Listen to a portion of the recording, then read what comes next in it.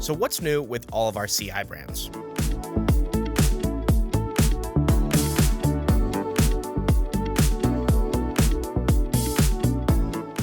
Now, if you haven't heard of CEDIA, it's basically a smaller version of CES, but instead of everything electronics, it's more focused on custom installation. So with that being said, this is more of a, brand slash vendor type of show where average consumers don't usually attend, where CES, there's a mix of everybody. So that's why, I try to bring you guys some good content and hopefully you guys can enjoy it. Now, this is kind of just a general overhaul recap of, the whole entire experience and some of the brands that we didn't get to talk to, but we did do one-on-one videos with some certain brands that we sell. So make sure you guys go check those out. I'll leave those all linked down in the description. Without further ado, let's get right into the video.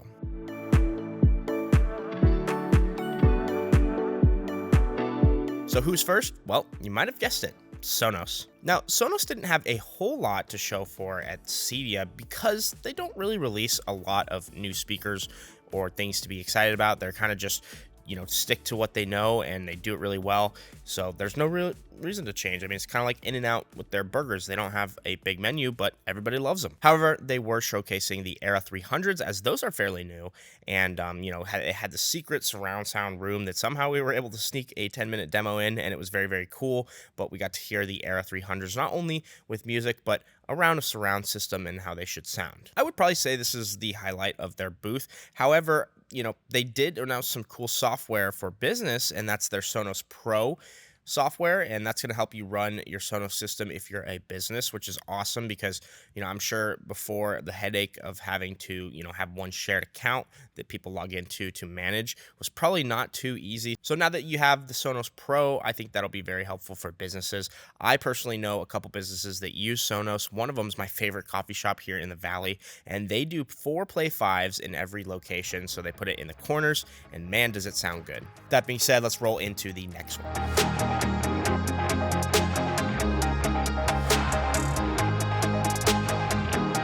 Now, LG's booth was probably one of my favorites, but they had so much packed into that space, and it was really hard to film, even harder to get a one-on-one, so we decided just to film some stuff and talk about it after. Now, the first thing that caught my eye was their brand new OLED monitors. They had 2 of them, and they're both unique in their own way. One of them is a 240 hertz, less than a millisecond response time, 27-inch OLED monitor, which for me, as a competitive type of gamer, I can really appreciate this. I think this would really help in the FPS shooter type of games, and it's just overall a beautiful piece. Next to it, though, was the Flex monitor, which we've all been waiting to see.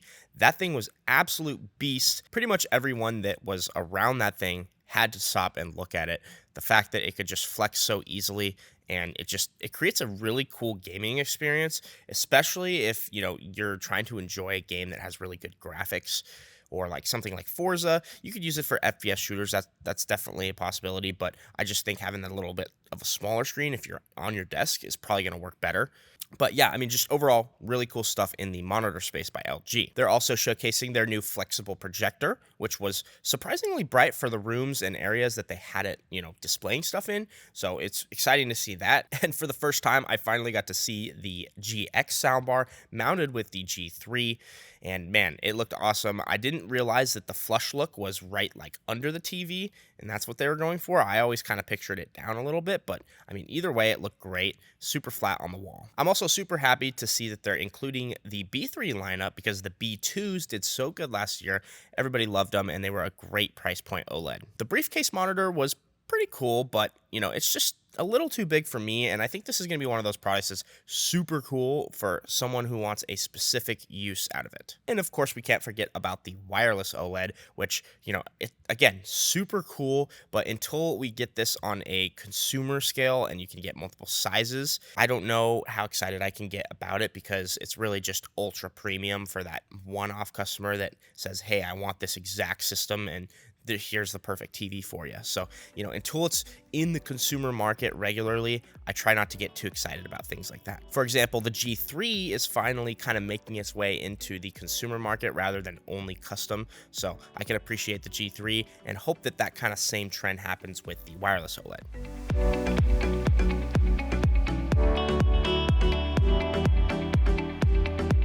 Now, Samsung's booth was so busy the first day, it wasn't even worth recording, but luckily I brought my camera the second day and I was able to get some shots. I was talking to one of the trainers in the sound room, I guess you could call it. It was kind of like a mix of TVs and sound bars, but they had a few of the sound bars, I think the 800, the 990, and there's not really a whole lot changing with Samsung sound bars this year other than Q Symphony 3.0, which is a improved version of Q Symphony, which if you haven't seen Q Symphony video, you should definitely go check that out. It's an awesome feature between Q level TVs and Q level soundbars that allows you to combine the audio to provide an even better experience. But yeah, anyway, 3.0 is pretty much all that's new outside of some design and a little bit of speaker changes, but nothing really serious.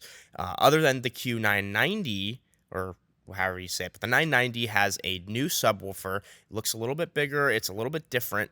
Has an awesome kind of design to it, I think, personally. And I did notice that the rear speakers look a little bit bigger than the previous models, but overall, I think it sounded pretty good.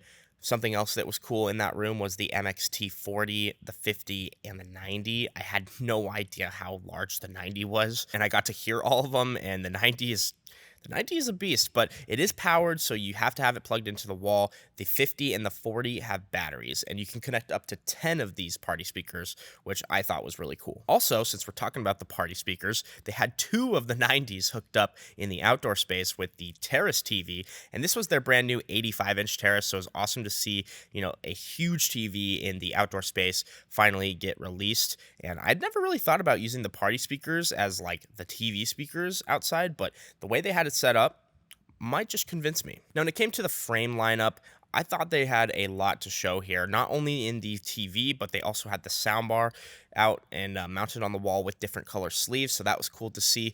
But, these amazing frames, especially this gold one, just looked super, super realistic. And, this is a partnership with Deco, so it's not completely Samsung, but it's, a brand through Samsung, so they've partnered with them to provide all these awesome frames, which they have a catalog, so if you want to look through them, you're more than welcome to. They also had a really cool rotating frame mount, so if you have your smaller frame TV, not an 85, but I think it's 65 and below can take it, but it's a rotating frame TV mount, so you can have a portrait picture or a landscape picture depending on what picture it is. On to the next one.